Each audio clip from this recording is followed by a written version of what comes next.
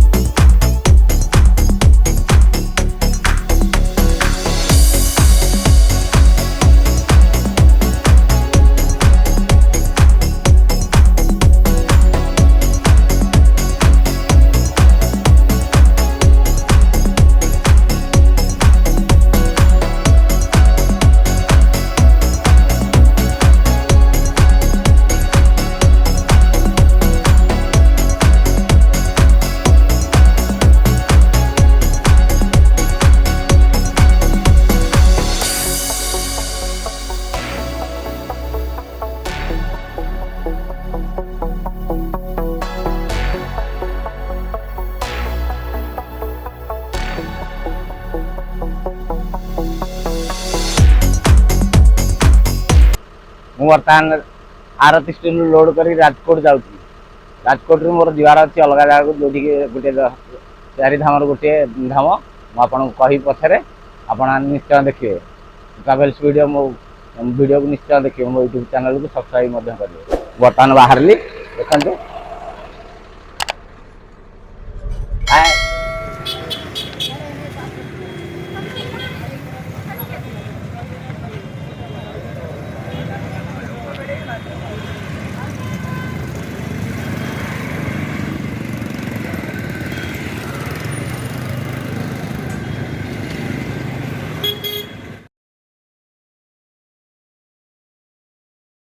ମୁଁ ବର୍ତ୍ତମାନ ଗୁଜୁରାଟର ରାଜକୋଟର ରେଳ ଷ୍ଟେସନରେ ପହଞ୍ଚିଲି। ଏଇଠାରୁ ବର୍ତ୍ତମାନ ଦ୍ୱାରକା ଯିବା ପାଇଁ ଟ୍ରେନ୍କୁ ଅପେକ୍ଷା କରିଛି। ଆପଣମାନେ ଦେଖନ୍ତୁ, ଏଇଟା ହେଲା ରାଜକୋଟ ରେଳ ଷ୍ଟେସନ। ଦେଖନ୍ତୁ, ଏ ପଛ ଆଡ଼େ ରହିଛି ରେଳ। ମୁଁ ବର୍ତ୍ତମାନ ଦ୍ୱାରକା ଧାମରେ ପହଞ୍ଚି ଯାଇଛି। ଆପଣମାନେ ଯଦି ଓଡ଼ିଶାରୁ ଆସିବା ପାଇଁ ଚାହୁଁଛନ୍ତି, ପୁରୀରୁ ଦ୍ୱାରକା ଗୋଟିଏ ଡାଇରେକ୍ଟ ଟ୍ରେନ୍ ଚାଲୁଛି। ଆପଣମାନେ ମଧ୍ୟ ସେଇଥିରେ ଆସି ଏଇ ଦ୍ୱାରକାରେ ପହଞ୍ଚି ପାରିବେ। ଦେଖନ୍ତୁ, ଇଏ ହେଉଛି ଦ୍ୱାରକାର ଦୃଶ୍ୟ। ଦେଖନ୍ତୁ, ଏହା ସେହି ଦ୍ୱାରକା ଧାମ। କିନ୍ତୁ ଆପଣମାନେ ପୁରାଣରେ ବର୍ଣ୍ଣିତ ଦ୍ୱାରକା ନଗରୀ ସମ୍ପର୍କରେ ଶୁଣିଥିଲେ, ତା'ର ରୂପ ବର୍ତ୍ତମାନ ବଦଳି ଯାଇଛି। କାରଣ ସେ ଦ୍ୱାରକା ସମୁଦ୍ରରେ ଲୀନ ହୋଇଗଲା ପରେ ଭଗବାନ ଶ୍ରୀକୃଷ୍ଣଙ୍କର ଅଣନାତି ବଜ୍ରବାହନ ଏହାକୁ ପୁନର୍ନିର୍ମାଣ କରିଥିଲେ।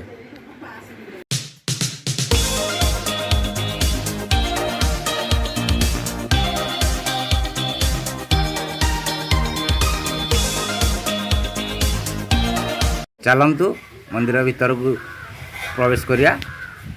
ଯେହେତୁ ମନ୍ଦିର ଭିତରେ ମୋବାଇଲ ଫଟୋଗ୍ରାଫି ଆଲାଉ ନାହିଁ, ତେଣୁ ମୋବାଇଲ ଆପଣମାନେ ଲକରରେ ରଖି ଭିତରକୁ ପ୍ରବେଶ କରିବେ।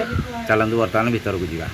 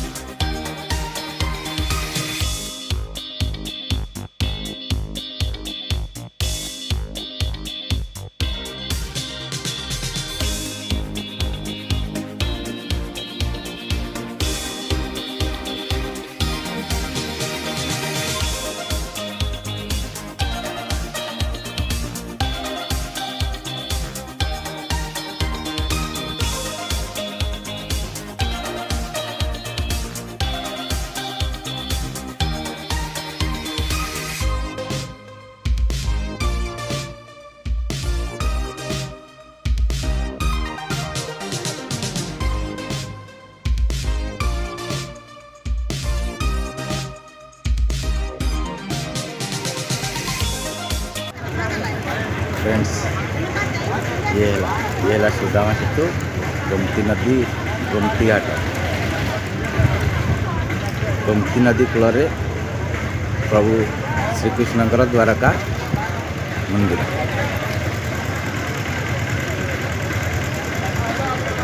देखिए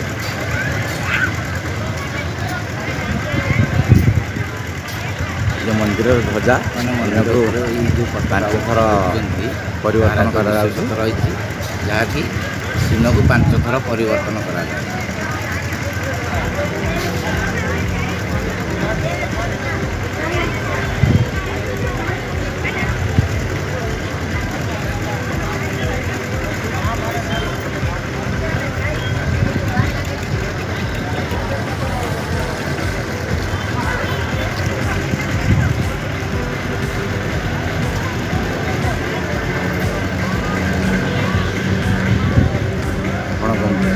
এই ଗୋମତି ଘାଟରୁ ଯିବା ପାଇଁ ପଞ୍ଚକୁଣ୍ଡ ଯିବା ପାଇଁ ସେ ଯେଉଁ ସୁଦାମା ସେତୁ ବନ୍ଦ କରିଦିଆହେଇଛି।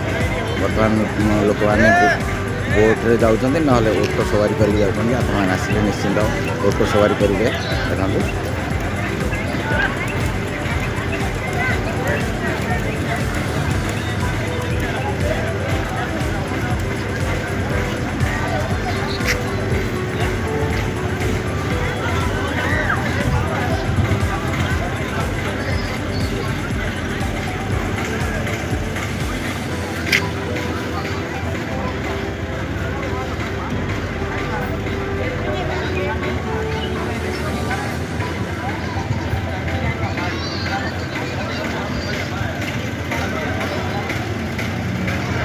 ମୁଁ ବର୍ତ୍ତମାନ ଦ୍ୱାରକା ମନ୍ଦିର ଦର୍ଶନ ସାରି ରୁକ୍ମିଣୀ ମାତା ମନ୍ଦିର ଦର୍ଶନ କରିବା ପାଇଁ ଯାଉଛି, ଯାହାକି ଦ୍ୱାରକା ମନ୍ଦିର ଠାରୁ 3 କିଲୋମିଟର ଦୂରରେ ଅବସ୍ଥିତ। ଚାଲନ୍ତୁ, ମୁଁ ବର୍ତ୍ତମାନ ବସ୍ରେ ଯାଉଛି।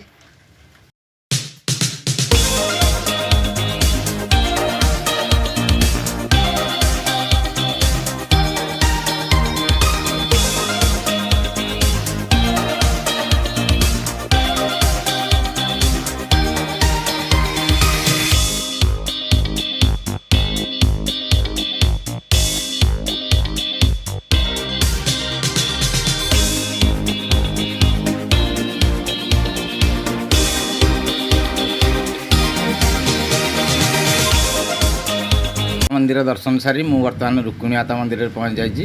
ଦେଖନ୍ତୁ, ମୋ ପଛ ଆଡ଼େ ଆପଣ ଦେଖିପାରୁଥିବେ ରୁକ୍ମିଣୀ ମାତା ମନ୍ଦିର।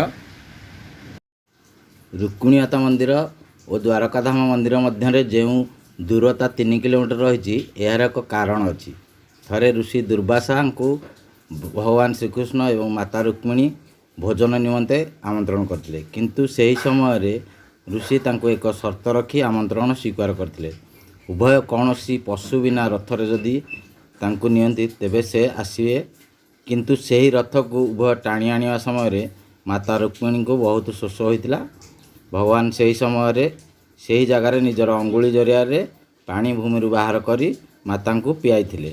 ଏହା କିନ୍ତୁ ଋଷି ଧ୍ୟାନ ବଳରେ ଜାଣିପାରିଲେ ଏବଂ ତାଙ୍କୁ ଅଭିଶାପ ଦେଇଥିଲେ, ଯାହାଫଳରେ ଉଭୟ ସେହି ଦିନଠାରୁ 12 ବର୍ଷ ପର୍ଯ୍ୟନ୍ତ ଅଲଗା ହୋଇ ଅଲଗା ଅଲଗା ମନ୍ଦିରରେ ରହିଲେ।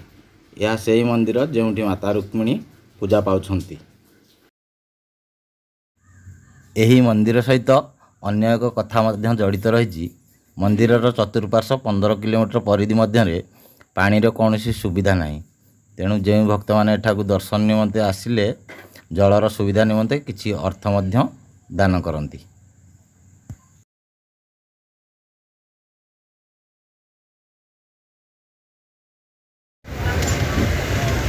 ମୁଁ ବର୍ତ୍ତମାନ ରୁକ୍ମିଣୀ ମାତା ମନ୍ଦିର ଦର୍ଶନ ସାରି ନାଗେଶ୍ୱର ଜ୍ୟୋତିର୍ଲିଙ୍ଗ ଦର୍ଶନ କରିବା ପାଇଁ ଯାଉଛି। ଦେଖନ୍ତୁ, ଇଏ ଆସିଗଲା ନାଗେଶ୍ୱର ଜ୍ୟୋତିର୍ଲିଙ୍ଗର ପ୍ରବେଶ ତୋରଣ। ଦେଖନ୍ତୁ,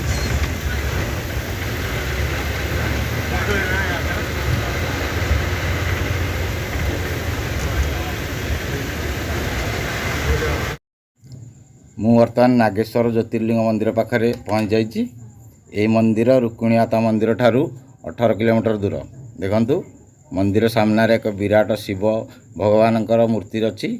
ଏହି ମୂର୍ତ୍ତିକୁ ହିନ୍ଦୀ ଚଳଚ୍ଚିତ୍ର ଜଗତର ପ୍ରଖ୍ୟାତ ସଙ୍ଗୀତ ନିର୍ଦ୍ଦେଶକ ସ୍ୱର୍ଗତ ଗୁଲଶନ କୁମାର ନିର୍ମାଣ କରାଇଥିଲେ। ଏହି ମୂର୍ତ୍ତିର ଉଚ୍ଚତା 85 ଫୁଟ। ଦେଖନ୍ତୁ,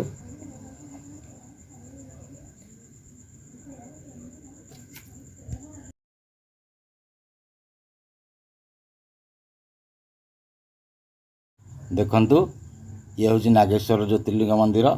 ଏହା ଭାରତରେ ଥିବା 12 ଜ୍ୟୋତିର୍ଲିଙ୍ଗ ମଧ୍ୟରୁ ଅନ୍ୟତମ। ଏଠି ଭଗବାନ ଶିବ ଏବଂ ମାତା ପାର୍ବତୀ ନାଗନାଗୁଣୀ ରୂପରେ ପୂଜା ପାଉଛନ୍ତି। ଆସନ୍ତୁ मंदिर दर्शन करिया किंतु एठार मध्य मोबाइल किंबा फोटोग्राफी अनुमति नथियारु मु आपण मानकु मंदिरर भीतर दृश्य देखै न पारिया हेतु दुखिता।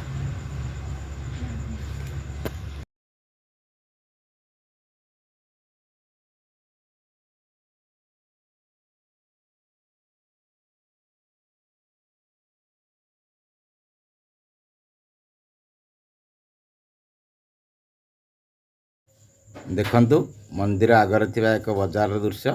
एठारु आपण माने कोनोसी प्रकार भोग सामग्री नहीं मंदिर दर्शन करि पारिबे।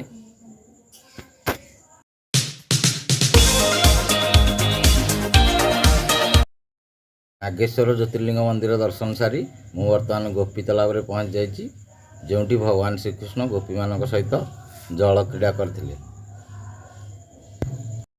मु वर्तमान गोपी तालाब भीतर को देखिया ପାଇଁ प्रवेश करुछि। ये होची गोपी तालाब बाहर बाजार दृश्य।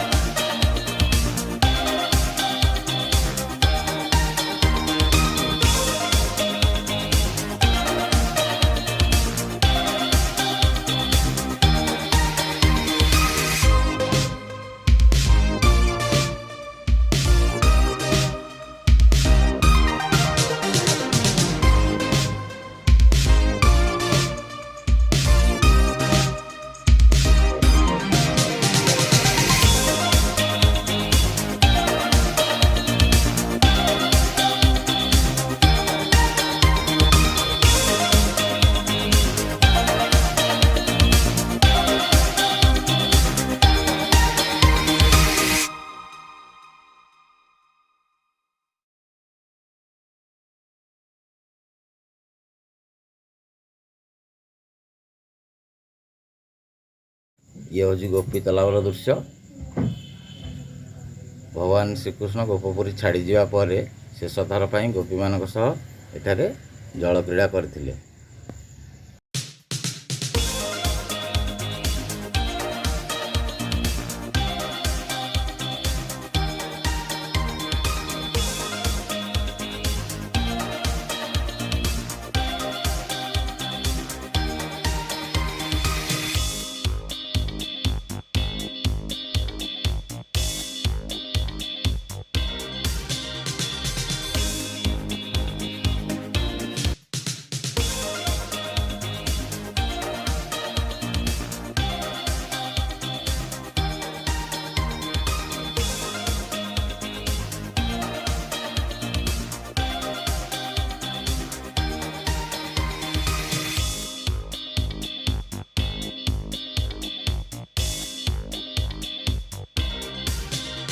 एठी जो माटी देखुचंती ए माटी चंदन सहित समान, तेणु ए माटी को गोपी चंदन मध्य कहती।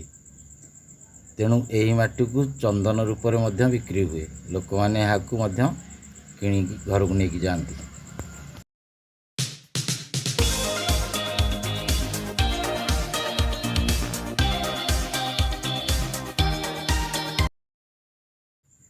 मु वर्तमान भेट द्वारिका जाऊँगी, जोठारे कि भगवान श्रीकृष्ण एवं सुदामांकर भेट होता। तेणु से जगार ना है भेट द्वारिका।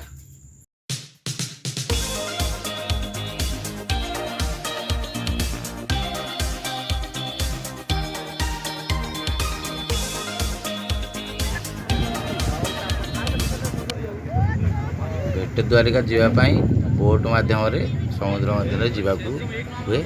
मु बर्तमान बोट रे जाऊँगी।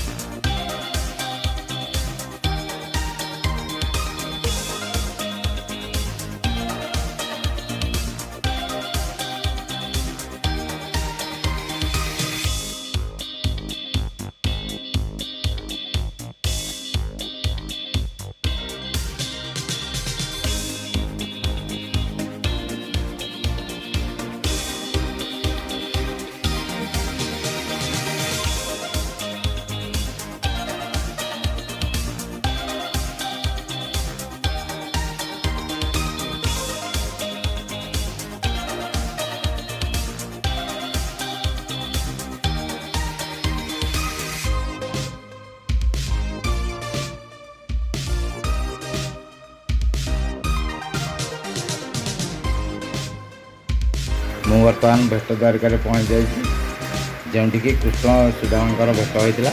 ଦେଖନ୍ତୁ ଇଏ ହେଉଛି ସେଇ ଭେଟ ଦ୍ୱାରିକା।